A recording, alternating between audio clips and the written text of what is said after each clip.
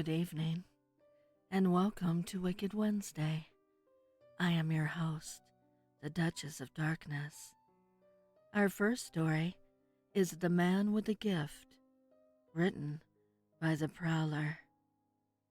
To have a skill no one else possesses, some would call it a curse, some would consider it a miracle. People seek my services from all over the world, flooding into my curiosity shop. I am not a fortune teller. I cannot tell your future, but I can save your past. Specifically, a loved one of yours who has died and whose soul is trapped in the boundless realm of purgatory, being picked apart and fed upon by the demons who wish to feed on their innocence. I alone can accomplish this feat with a seance. There are many different ways the seance can transpire, either by Ouija board, mirror, scrying, or even the old-fashioned holding hands around the table with a candle in the center in a darkened room. All the tools are at my disposal, and I know every trick. My reputation is impeccable, and my successful results are backed by my clientele's favorable testimonies. I have a 99.9% success rate, failing only once, which at this time the details are of no importance. Trust me, if you want your loved one's soul saved and cleaned so they can enjoy a peaceful, joyous afterlife, then I am the one to see. The process begins with a detailed account of your loved one's life and why you think their soul might need saved. We won't truly know, however, until the seance begins, and I can cross over to meet with them and get a good, close look at their situation. After doing thousands of these, I've learned the hard way that a lot of these cases were just false alarms, a lot of overdue stress and grief from my clients, thinking their deceased loved ones' souls are burning in hell or trapped in purgatory, when in reality, I cross over and find they're resting peacefully. People must remember a lot of things can be forgiven when you pass on.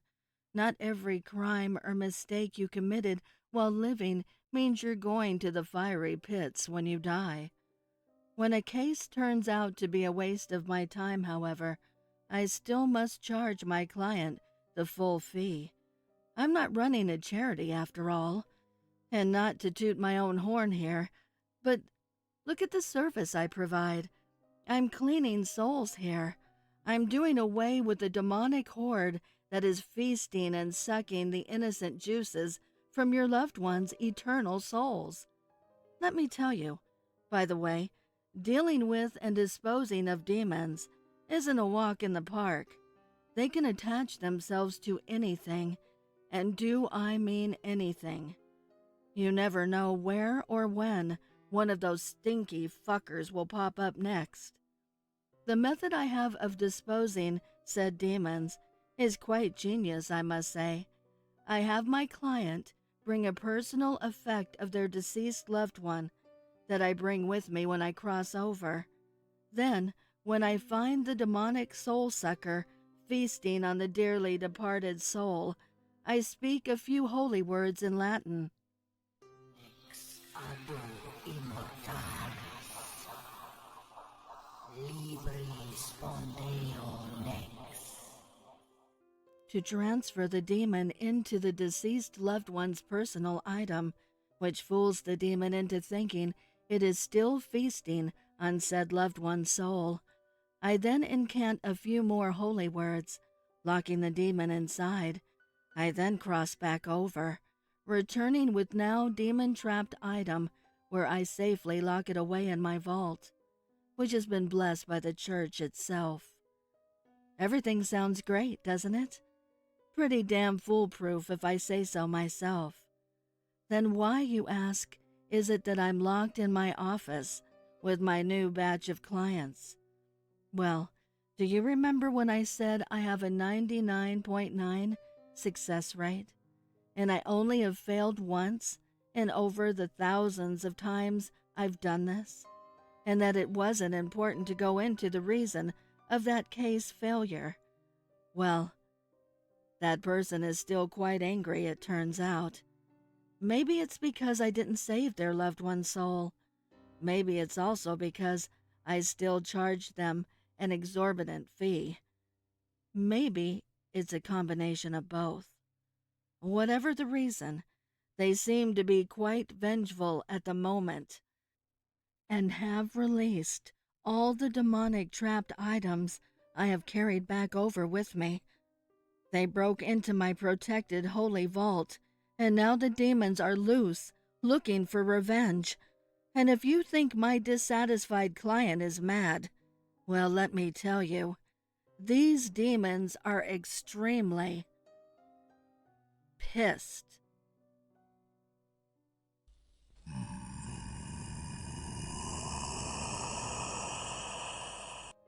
You'll Know When the Right One Comes Along by the Queen of Scots. You'll know when the right one comes along, Renee's mother had always said. Don't be in such a hurry. Well, she had found the right one, and they were at the carnival, and everything was perfect. She was so absorbed in her happiness, she almost walked right by the little sign. Palms red. See what your future holds.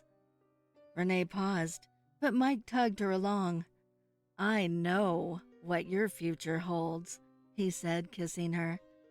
But suddenly, she didn't want to be tugged along and kissed. She pulled away, irritated. No, I want to. Wait here. And she whisked into the tent. It was dim and cool inside. A hideously wrinkled and hunched over old woman sat at a little table. She silently held out one claw-like hand, and cringing, Renee put a $5 bill in it. You found the right one, she croaked, grinning toothlessly at Renee. But you won't hold him long. Another will soon come along and take him. Renee shuddered. Weren't fortune tellers supposed to tell you what you wanted to hear? She pulled away, but the old woman's grip tightened painfully. The ancient face wavered in front of her, and Renee felt suddenly disoriented. The fortune teller's face seemed to melt, then reform into a young, beautiful one. Renee stared in shock, back at her own face. Looking down, she saw her own hands as withered claws. She felt stiff and old. The thing that now looked like Renee sauntered out. As it went, it said in Renee's voice, Don't worry. You'll be able to switch one day. It may take a long time, but you'll know when the right one comes along. That Handsome Boy by Simba the Savage 8. I just got a new roommate, Phoebe, who moved in last Saturday. She reminded me a lot of myself back in my schooling days. Shy, quiet, always had her nose buried in a book. She seemed to appreciate my company, though. She enjoyed the vase of red roses I placed on her bedside table as a welcome gift.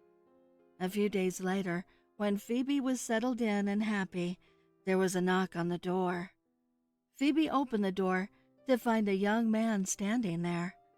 He had a chiseled, smooth face, olive skin, and big black eyes. He was dressed casually in a gray hoodie and cargo shorts. Hi there, he said cheerfully. I'm your new neighbor, Danny. It's nice to meet you. Phoebe blushed. There was something about Danny that blew her away. Love at first sight? That's what they call it. She invited him inside, and they chatted over tea. Turned out they had a lot of the same interests. They liked a lot of the same books. I hated Danny. He was the Prince Charming no one really needed. I did everything in my power to make him feel unwelcomed. I misplaced his things. I thwarted his plans to spend time with Phoebe by messing up his schedule. I even sent fake text messages to him from his parents. But despite my best efforts, Phoebe gradually fell under his spell some more. Every night she would sigh as she stared at photographs of him or them spending time together.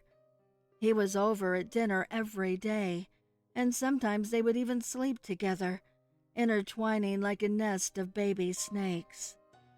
To make it even worse, Danny seemed to have noticed my presence over time, and he didn't like me either. He started burning sage and incense around the house. He chanted prayers to make me go away. He consulted mediums and held seances.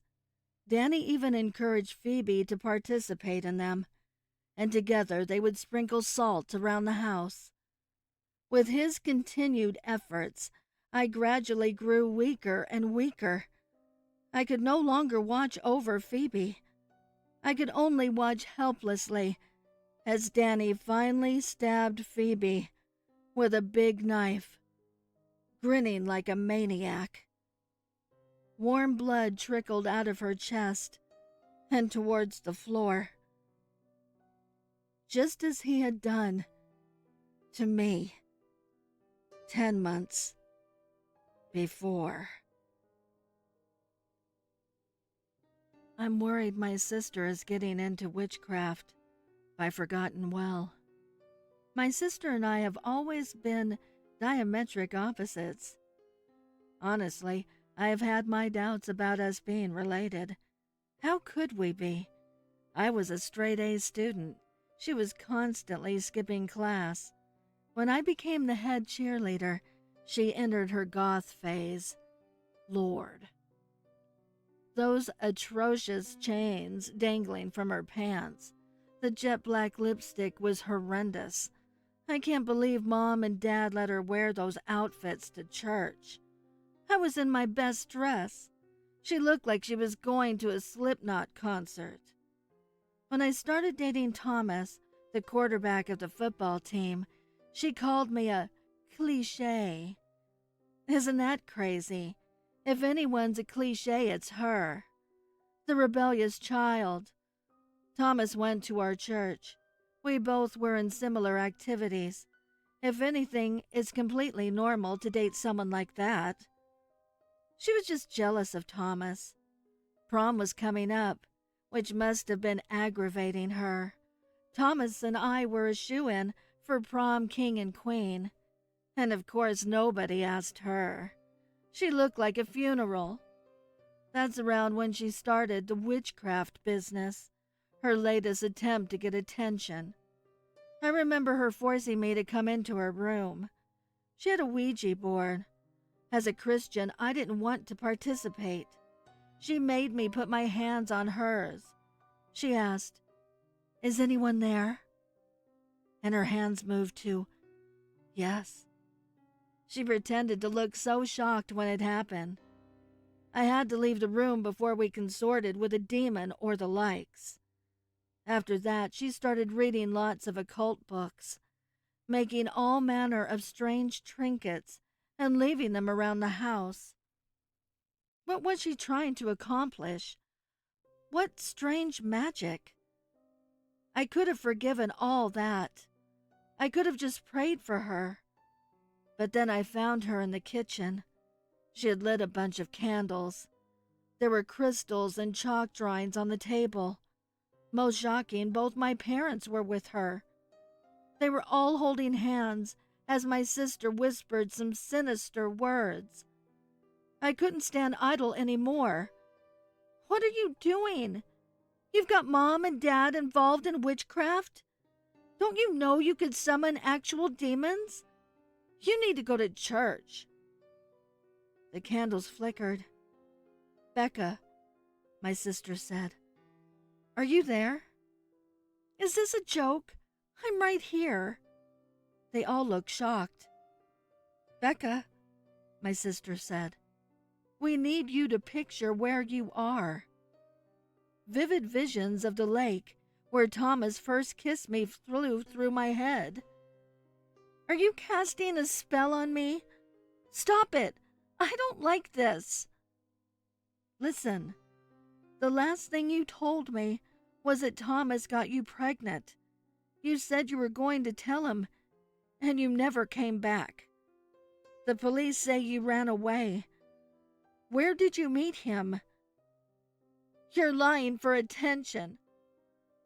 I go to pick up a candle and throw it at my sister, but my hand goes right through it.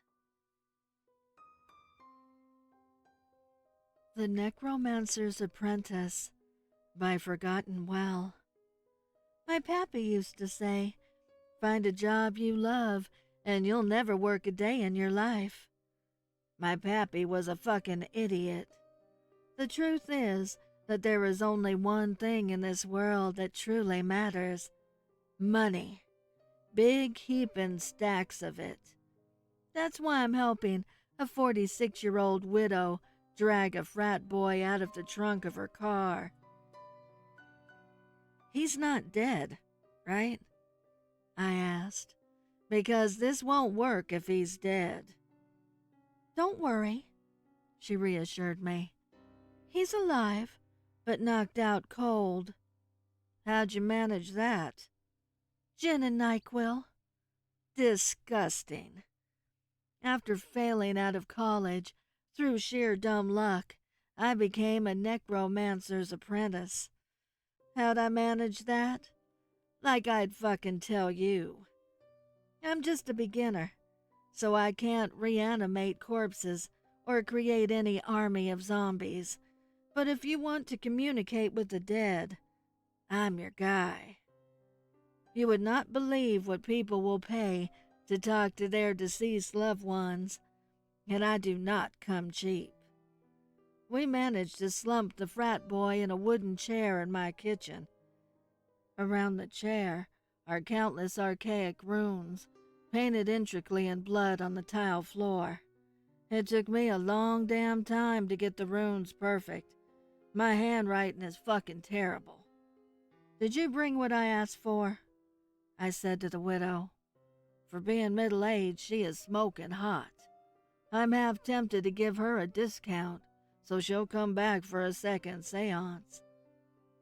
"I've got it right here." She handed me a frilly brown scarf. "This was his most prized possession?" "His mother gave it to him." "Okay, works for me." I wrapped the scarf delicately around the frat boy's neck, praying he wouldn't wake up before my job is complete. This ritual doesn't always go according to plan, and if he woke up, it could really fuck his mental capacities. The widow pulled out a cigarette and put it to her lips. I stopped her before she could get it lit. "Please, don't smoke in here." "You can summon the dead in here, but I can't smoke." "It's a rental." She laughed, then gently tucked the cigarette back in the pack. "All right," I said. "I'm going to perform the ritual now, and when I'm done, your husband will possess the body.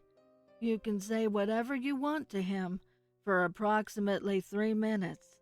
Anything more than that is extra. You got it?" "I got it," she said, and I began chanting the magic words. The frat boy gasped. His eyes were now glowing green. He said, "Where am I? What is happening?" "Honey," she said, "do you remember me?" "Your wife?" "Oh, God, not you!" She pulled out a stiletto that she had hidden in her beautiful blonde hair and stabbed the frat boy in the neck. "What the shit?" I yelled. "Killing you once wasn't good enough, you son of a bitch. So I brought you back for round 2. I was accidentally sent a Ouija board which actually works. By Hack Shuck. I'd bought many Ouija boards before. I guess I kinda collect them. But this one is different. As soon as I removed the bubble wrap, I knew. The room cooled, and the air seemed static, as if charged by some strange energy. And there was an extra letter within the board's alphabet. I can't show you that letter here, as of course my computer keyboard doesn't contain it. And believe me, it's probably for the best if I don't share that extra letter. For your own sake. That extra letter is vital. In order for any Ouija board to function, it's like an area code for hell. I pretty quickly figured out that absolutely any question prefixed by that letter will be answered immediately. There was more than one entity, all so eager to speak with me that the planchette was dragged back and forth so fast my fingers were burned by the friction. I was like a kid in a candy store. I tested the waters by asking what tomorrow's weather would be like, and would my new Xbox game arrive the next day? That sort of triviality. The accuracy of every answer was unnerving.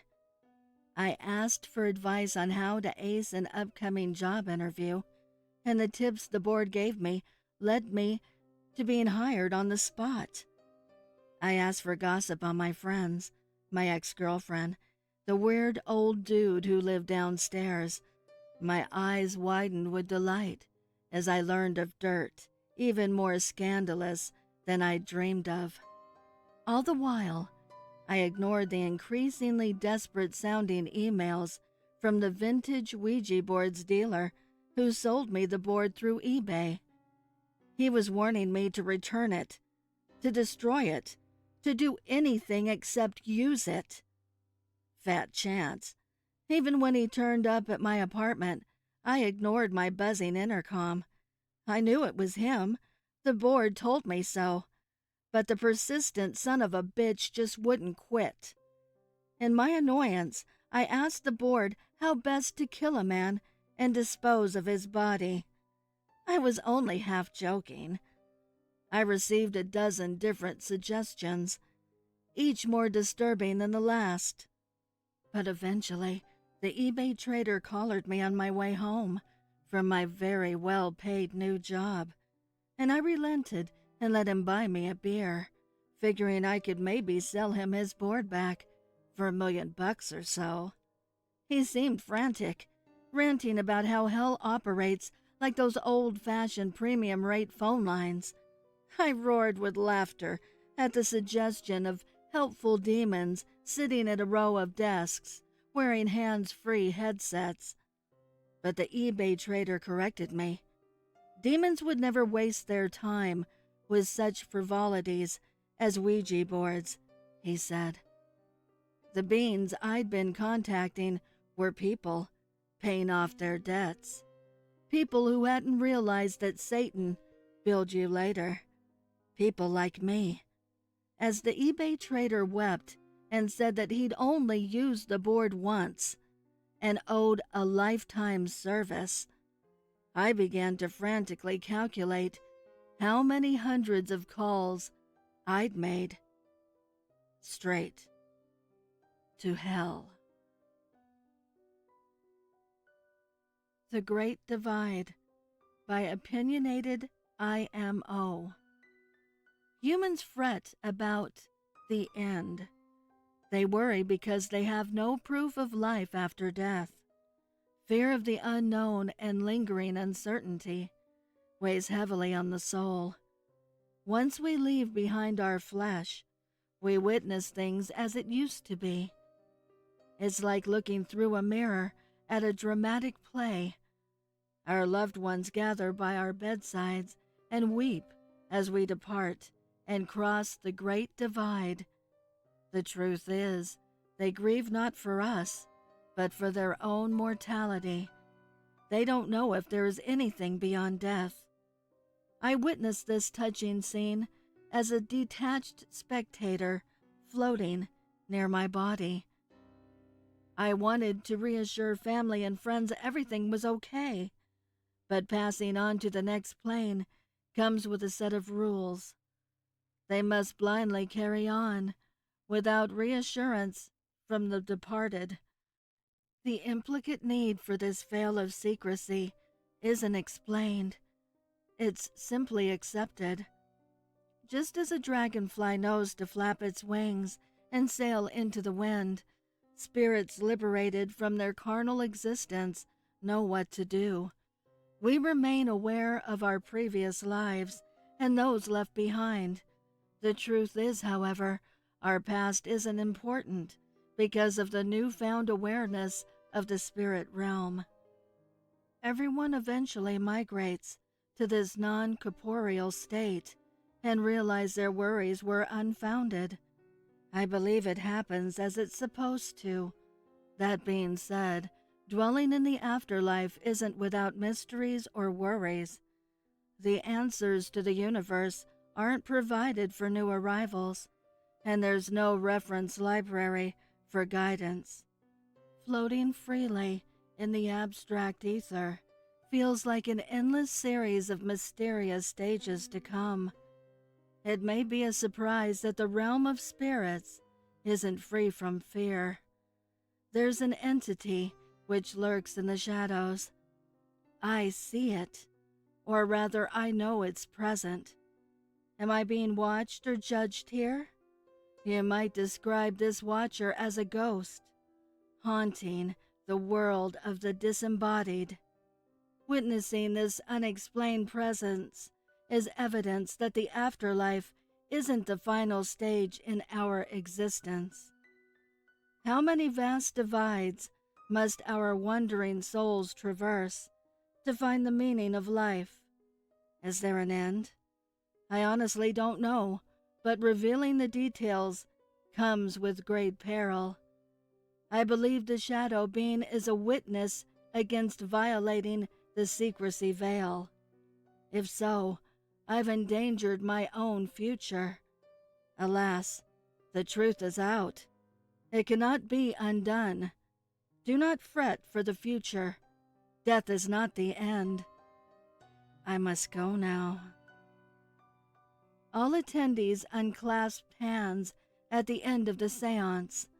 The circle of divination was broken. A hazy smoke dissipated from the room, and the occupied spirit medium returned to consciousness. He had no knowledge of what was revealed to the occult gathering, but it was clearly a success. Their faces spoke volumes. Unbeknownst to them, the shadow lingered around the spectators and took note of their identities. There could be no afterlife confirmation. Supernatural revelations were not permitted. One by one, that mistake would be dealt with.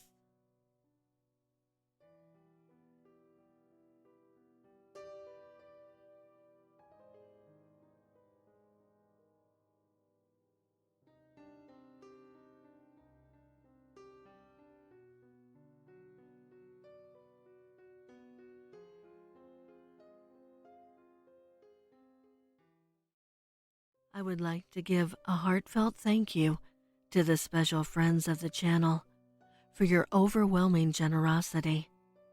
If you would like to support the channel, the link is below in the description. Also, please send me your stories and poems to duchessofdarkness27@gmail.com. You can also find me on Instagram at Duchess.ofdarkness and Twitter at DuchessofDarkN2. I want to thank all my listeners for your kindness, your encouragement, and your support. It means the world to me. Thank you for joining me. Until next time.